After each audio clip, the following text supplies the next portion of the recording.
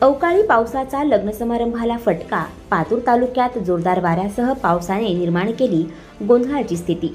अकोला जिल्ह्यातील पातूर तालुक्यात अवकाळी पावसामुळे एक विवाह समारंभ असमाधानकारक परिस्थितीत अडकला.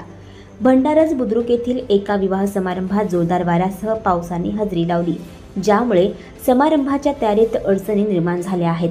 अवकाळी पावसामुळे लग्न समारंभाचे आयोजन पूर्णपणे गोंधळात पडले.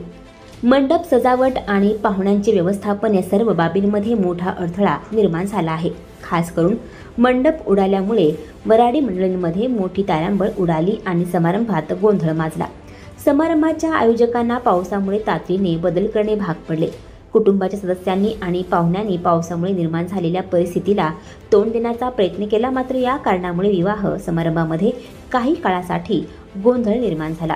स्थानिक नागरिक आणि कुटुंबीय पावसाच्या या अचानक धक्क्यामुळे चिंतेत आले असून विवाहाच्या तयारीत वेळेवर बदल करणे तसेच पाहुण्यांच्या सोयीसाठी व्यवस्था करणे हे मोठे आव्हान ठरले आहे.